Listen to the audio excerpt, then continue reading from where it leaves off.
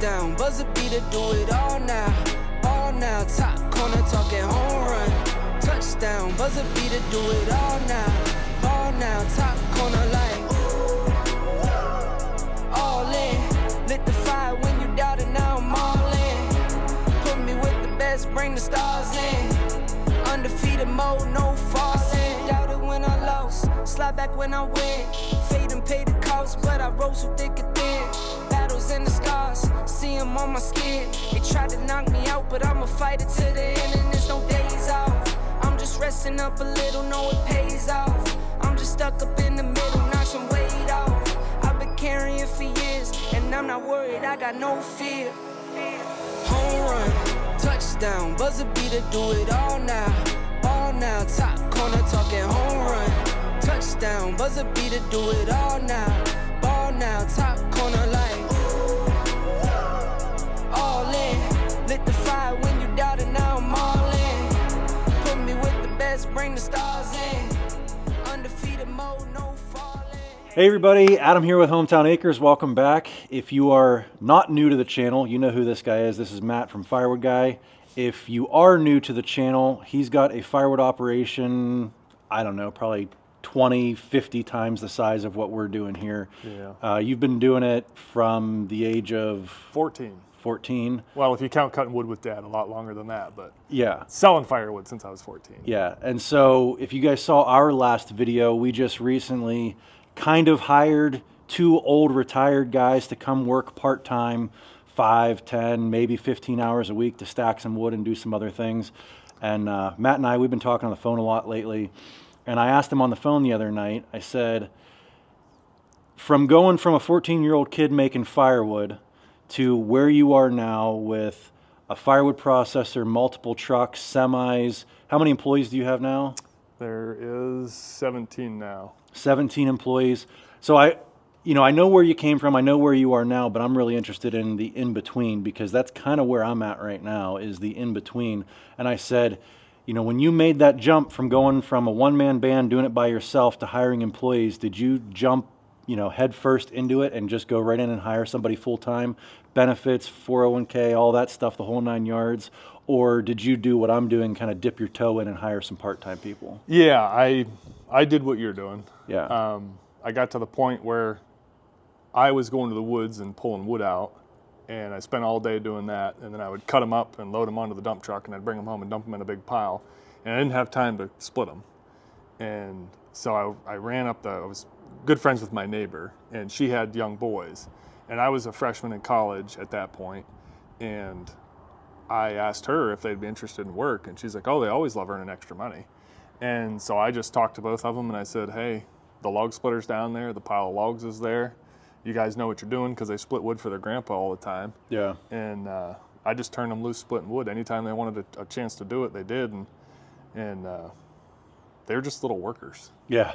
Yeah. And so then I would go to college, and I'd come back, and they'd have a pile of wood split. I'd throw it on the dump truck, and I'd go deliver it.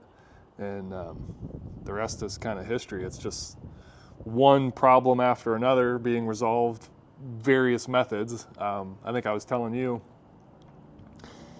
they split themselves into a corner, and then they had to move all the equipment because the pile was in the way. And they said, a conveyor would be really nice. Right. And so I remember buzzing around town, and I found a hay elevator that was sitting in the weeds for $175.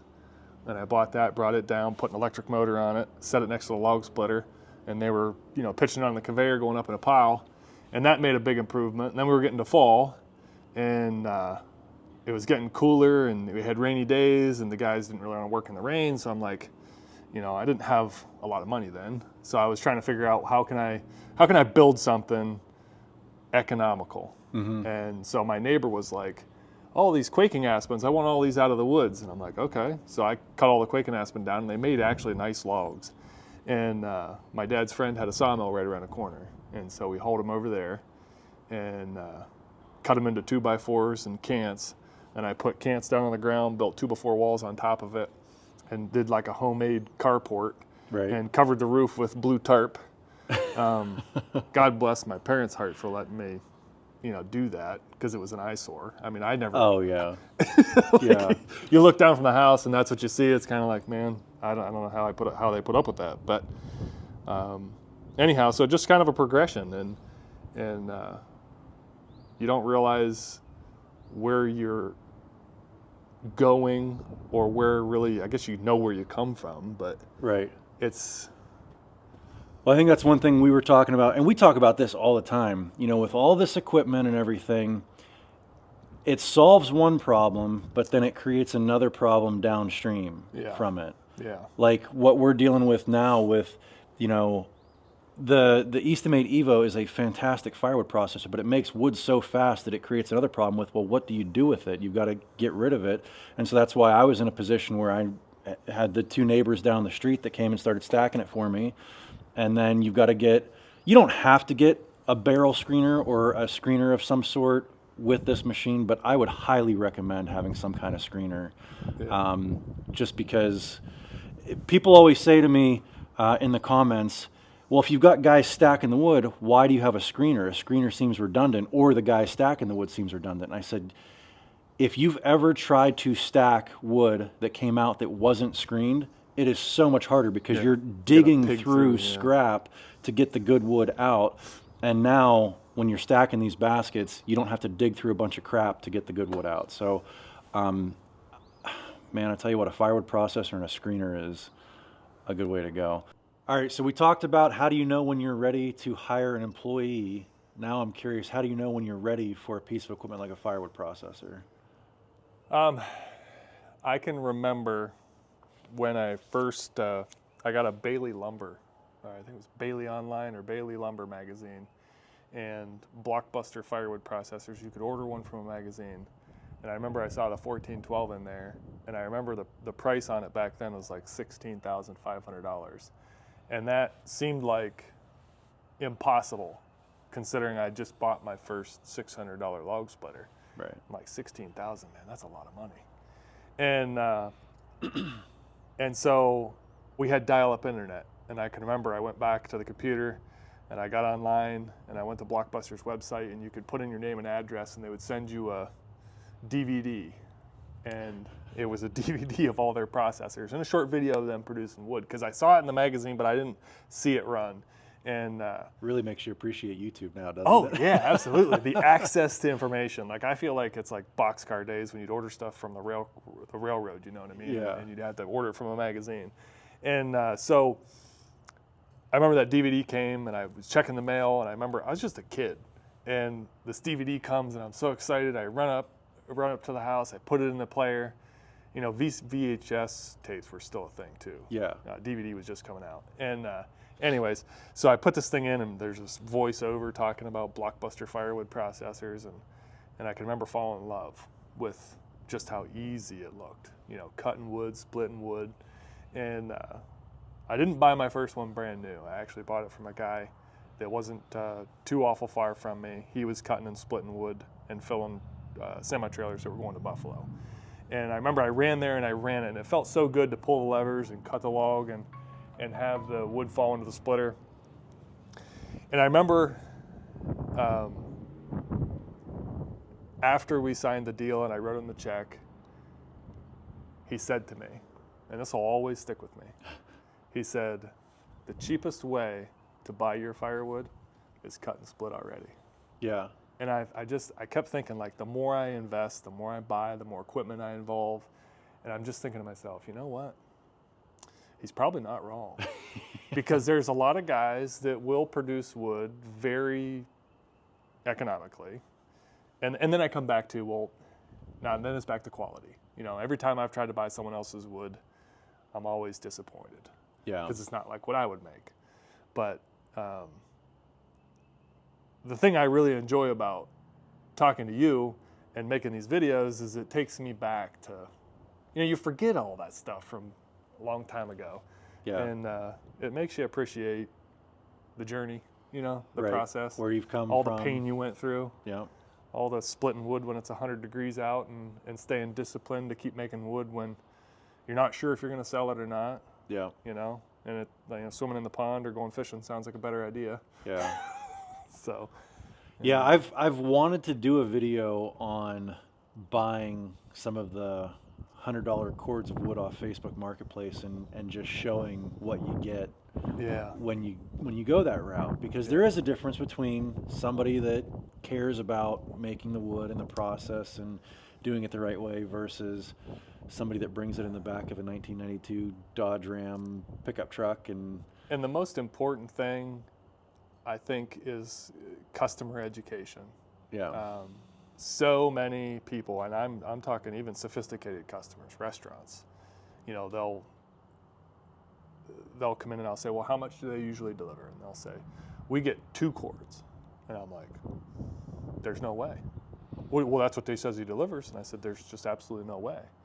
I said, maybe 2 face cords. yeah, 2 1/3 of a cords, but not 2 full cords. You physically can't fit it. yeah, And they're just, and it's kind of like, so when you buy wood, you can't compare prices because what they're calling a cord might not be a cord, or they're calling it a truckload. Well, how big's the truckload? yeah, And so if one thing YouTube's done is it's helped educate the public and educate the consumer, if they want to be educated about what a cord of wood looks like, how big it is, and that information's more accessible, and it makes it a little harder for guys to take advantage. But like you said, I've bought wood when I'm in a pinch, and I had hook lift roll off trucks, and I'd go set one off in a field for a guy that's going to cut it and fill it with wood, and I know that dumpster has to be level full or plus 6 inches to be 2 full cords, and he calls me and he says, hey, it's ready, and I come back and I can't even see the wood in it, yeah, and I look inside and I'm like, dude, this is not going to fly. yeah. That's 2 cords, and I'm like, no, it's not. Yeah. If anybody would know.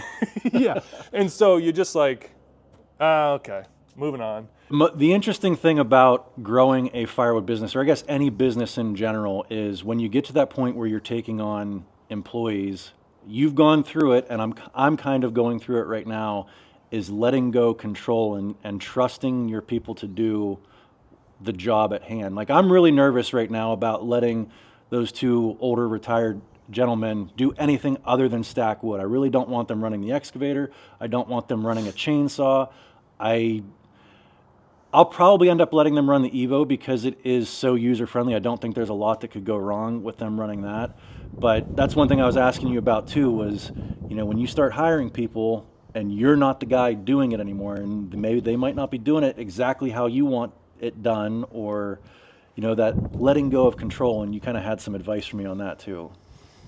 It is a very hard thing to do, especially when you believe in a quality product. Yeah. Because the best way to do it is do it yourself. Because then Right. you're seeing every cut, you're seeing every piece, you're watching everything, you know what's going on, you're making those decisions real time. And to find somebody that's going to make those same decisions or close to those same decisions and work for you, it's hard to do. Mm-hmm. And but the part that makes it easier is, I remember being so busy that I was overwhelmed constantly. I'm still overwhelmed constantly, but in a different way. Yeah.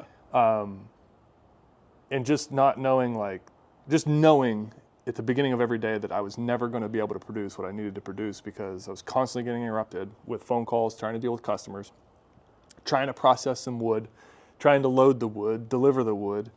And when you hire somebody and they take that load off, it feels so much better. Mm-hmm. And then when you can stand back after you've trained them and you've seen them, do some good things that shows potential and makes you feel good, you can walk away for a little bit, and then you can kind of look from a distance and the process is still continuing on.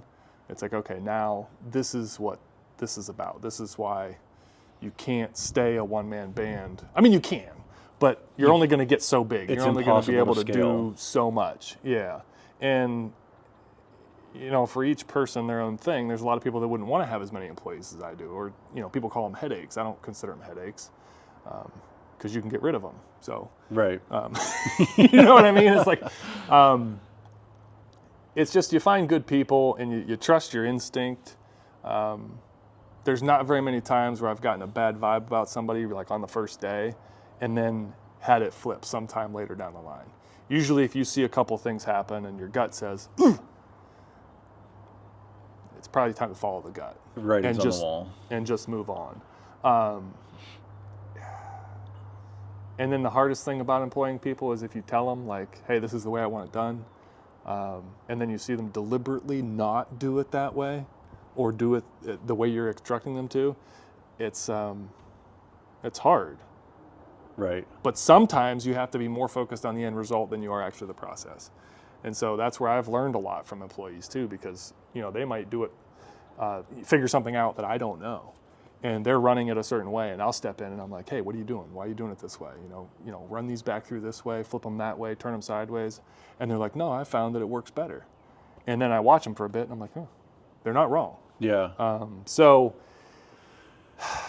I think the letting go of control thing is kind of twofold. It's you want something done a certain way, but then two, there's the liability of breaking things, right? Like I know when I run my mini excavator, I am very methodical and careful, and I'm like a surgeon with the excavator, and it might not be the quickest way to do it, but I typically am not banging logs into my side posts on my building, or when I'm running the mini skid steer and stacking these IBC totes right up next to the building, I'm not getting into the metal liner on the side of the building, or just things like that.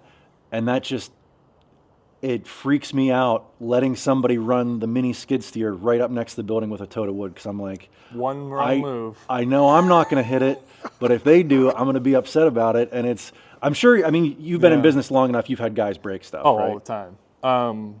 It's part of doing business. Yeah. It's a cost of doing business. And that is probably the hardest thing for me is you invest money into a piece of equipment. And the only way that piece of equipment is an investment is if it actually produces something. If it doesn't produce anything, it's just a hunk of iron you spent money on. And so when people put it into production and they don't care for it the way that you do, or they break something, it's like, well, how many cords of wood do I have to cut to fix that? Right. You forgot and got a piece of wood jammed and pulled it back and busted a cylinder or something, or blew a line. And it's not so much the broken stuff, it's the downtime. That's where you really, really start to eat it up is, how much wood can you make in an hour and a half when you have to run to town and get a line made? And meanwhile, then when you're hiring people, it's like, well, now I'm paying this person to sit around, not produce until I get this machine back up and running. And I mean, just kind of a side note, it's pleasurable to come, like, I forgot what it felt like to work for somebody.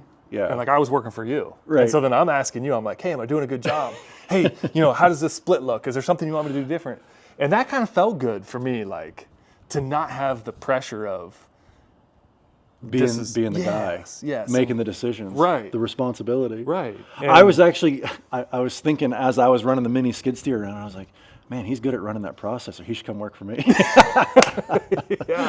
And it like listening to this thing, it sounds exactly like my very first processor. Yeah. And because it was a V-twin Honda, this isn't a Honda, but they sound very similar. And so it takes me back to the days of like me and my dad he was keeping logs on the deck and I was running the processor and we were filling semi-trailers. And we just kept it going, just kept cutting. My dad's a very big production guy. He's always told me my whole life. He's like, what comes next? What comes next, Matt? Think ahead, what comes next? Yeah. Whether we were sheeting decking on an addition we were working on, or we did like side roof jobs and stuff. And so like, he is like instilled that in me so much that's what I'm constantly thinking about. Right. What comes next? So then when I work with certain people that are just kind of like, it's like, come on, what comes next? Yeah. Think. Well, and that's another thing I wanted to ask you about is like where I'm at right now with just part-time guys. It's not that stressful because they live just down the street. Right. When we're done, they go home. I'm not obligated to pay them for 40 hours a week, 8 hours a day.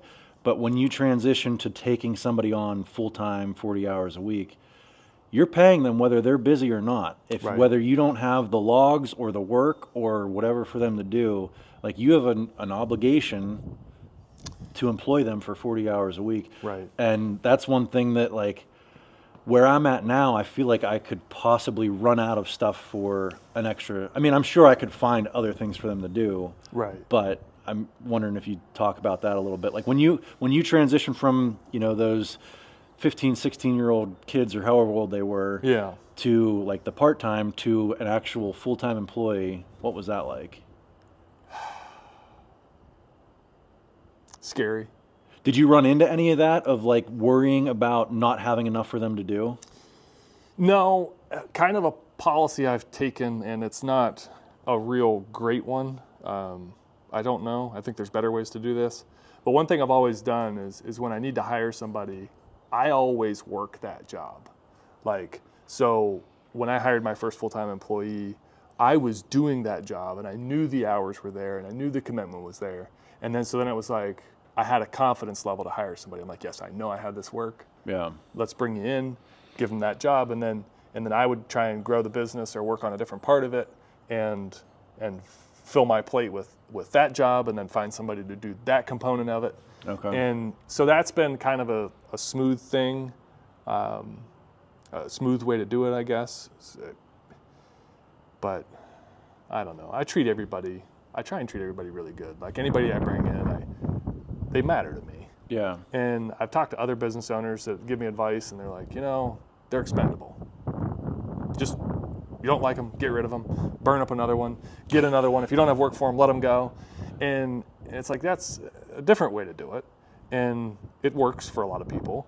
And like you talk about hiring somebody full time, and then like, so many people do it and they don't have actual full-time work. So then the person's only getting 30 hours, or they're getting 24 hours. And certain personalities will put up with that. Certain personalities are like, I need something better, more steady. And so that's a consequence you pay as the business owner, because if you find somebody good and you don't have the work for them, they end up somewhere else. And then you learn that lesson. You're like, well, I'm going to find a way to keep this person busy, whether I have to put them in the garage with a hatchet making kindling. Yeah. I'm going to keep them in a paycheck. And that's, I don't know, the gravity of multiple employees and full-time employment and making a paycheck, not for yourself, but for everyone else, can be stressful if you think about it. Yeah. Too much. I don't even think I mentioned this at the beginning of the video. The whole reason Matt came here today is because he currently has a Blockbuster 1820 firewood processor. 1820 plus. Yeah. 1820 plus. And you're looking at getting a second processor, or what's your plans? I have no idea. I've been, I mean, if you remember, we demoed the 48C. Right. You came here and you've run the Evo before, but with a dull chain and like 2 logs. So you didn't really you said you wanted to come and actually run it for like an hour to. Yeah, because in the first little run time, I think I ran a couple logs there that day. It came, and I noticed some things, and I thought, am I making these problems bigger than they really are? And I need to put at least an hour on the machine to get a gut feeling on whether they really are a big issue or they're easily overcomable. Because there is, when I run my Blockbuster 1820 plus, I was telling Adam this last night, it's smooth. It's a smooth machine. It's not as fast as this machine, but it's smooth, and it's a pleasure to run. And there are some things about the Evo I'm not crazy about. Right. But for the price point it's at, it's a hell of a machine. Yeah. It really is. And I was halfway through cutting logs, and I'm like, okay, as soon as I'm done with this, I'm ordering one. I'm ordering one right now. And because I kept running these, like, some of them big naughty bell butts and stuff. Yeah. And I thought, man, in good pulse, this thing would just scream. Right. It would just fly. And that's why I've already told Matt, I said, as soon as I get through most of my logs here, or even just most of them to the point where I've got it knocked down a good bit, I do want to take this up to his place and let him run it with good firewood poles that you get, because you've got hundreds of triaxle loads of logs up there. Yes. And run some good wood through it. And that's another reason I haven't done a like scrap comparison yet, to see how much does this machine produce of waste, because it wouldn't be a fair analysis right now, because all of my logs are 2 years old and getting kind of punky around the edges. And so we're making a lot of scrap just because of the quality of the logs that I have here. But maybe when we go up to Matt's, that'll be something that we measure with some good wood through it. How much scrap does it make? Yeah, and just in the hour of running it here, some of the features I did not initially like have grown on me, and I like them now. Yeah. Like, you know, you can pull the saw lever and then you can step away from the machine really while it's cutting a log off. Right. And you can look at the barrel screener, or you can look at the splitting chamber, or you can clean some stuff out of the splitting chamber and get it onto the conveyor. That was a feature I wasn't really crazy about in the first 10 minutes I ran it. Once you get into the rhythm of the cycle, though. Yeah, and I could watch wood go through that 16-way wedge. I know. All day. Every time I came over and you had like a good 16 or 18 inch log through, I would just stop and watch it. Right. It's like, and like, so the interesting thing, I don't know how long you've been selling firewood, but we have similar stories. It's almost crazy how similar they are. And my first log splitter was a Harbor Freight $600 deal.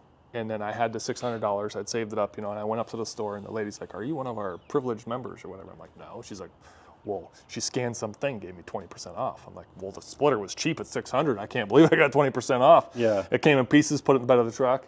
I still have that log splitter. I blew the original motor up. It still has the original hydraulic motor. And I took it, redid it. I took it home. And this little Harbor Freight splitter is not fast, but I literally cannot stop it. Like, I've put logs in sideways. Right. It'll just chop them right in half. And so we split a ton of wood with that little thing. And so there's a sentimental part of me that's like, and when I run it, I'm kind of like, oh my gosh, it's like watching paint dry. Yeah. You know, compared to this equipment. And when I started, firewood processors they were a thing, but they weren't as common as they are today. Yeah. Like, I want to say that when I bought my processor, there was none in our county. And then there might have been one in a county above us, but they were very rare. And now they're becoming far more common as the industry grows and Gets more crowded. yeah, it does get more crowded. You know, to the point where you've got homeowners that have firewood processors, Right. and that wasn't a thing, you know, back when, you know, I guess I didn't know it was a thing. It probably could have been, but, and now you have guys that cut their own wood and they're like, "Oh, I want a firewood processor," and they buy a small unit. And I don't know, I always felt like that was like kind of a barrier to entry when I got my first processor. It was like nobody had one, but I did, so I could make wood faster than anybody else could. And now it's like the kilns become. We were just talking about that. Like right now, I completely sold out of wood literally 2 weeks ago. I had no inventory here at all. And now I have a bunch, but it's sitting here seasoning. If somebody called me tomorrow and says, "Hey, I want to buy a tote of wood," I would tell them it's green and they're probably going to want a discount for it. And I don't want to sell it for a discount. I'll wait until the fall Right. to sell it when it's seasoned for full price, because it's already here, it's stacked, it's not costing me anything. I mean, sure, you could assign some kind of value to storage space for it, but literally it's not costing me $1 to have it here. There's no cash flow expenditure to store it here. But yeah, we were talking about one of the things that you have going for you is you have the ability to never run out of wood because you have a kiln. You can make it on demand. You don't have to sit here and wait for this to dry for 6 months to turn around and sell it. And that is such a barrier to entry because those kilns are very expensive pieces of equipment. They are, and you have to move well, I guess you don't have to. In order to make them economical for you, you Right. have to move a certain volume of wood to. You want to keep them full. Yeah, And exactly. drying wood all the time. And it's amazing how much work it is to keep them busy Yeah. because they're fast. Like, we're taking wood from green poles coming in today, and 2 days from now, they're dry, ready to be sold. Yeah. That's an incredible thing. Like, I was down here, I was telling you before we started, I was like, I forgot what it was like before I had kilns, where I was reliant on having enough wood bought ahead, having enough wood cut and split ahead. And then when you have restaurants or commercial accounts you're dealing with, you have to hold wood back. So when you get to a winter like we just had, it's like, no, sorry, I have inventory, but I can't sell it because I have to keep it for my year-round demand, my year-round customers. Yeah, I was just watching, if any of you guys have seen Phil from Woods Tree Farm, he's kind of going through the same growing pains right now of going from a one-man band to, you know, he set some pretty lofty goals for himself. He wants to do, 6 figures in firewood sales this year. And he actually just referenced us that, I said in one of our previous videos that we've sold out 6 years in a row. And he said that, I wasn't necessarily bragging that I've sold out 6 years in a row. He said that, he would count that as a failure. And I would say it's a success and a failure, because I know when I was looking at, I had 70 or 80 IBC totes sitting out in the wood yard in September, and I was like, nobody's calling. I hope I sell it. Like, I hope it's not sitting here in March. And so you hope you sell it all.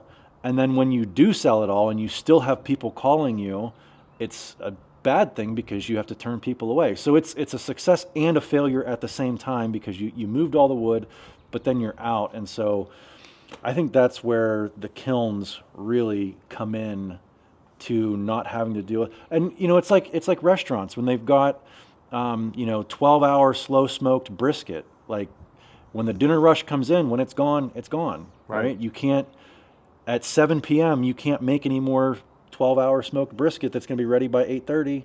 That's right. It's just the way it works. So anyway, I just thought, Matt and I would just candidly talk here about growing businesses and the firewood business and equipment and all that stuff. I mean, we're talking 2-3 times a week for a couple hours at a time, and I thought we'd just turn the camera on for one of these conversations and bring you guys along. So yeah. I know we're going to be doing some videos up here at Matt's in the future. So if you guys want to see that kind of content, go ahead and click that subscribe button, give me a big thumbs up, and we'll catch you on the next one. Thanks for watching.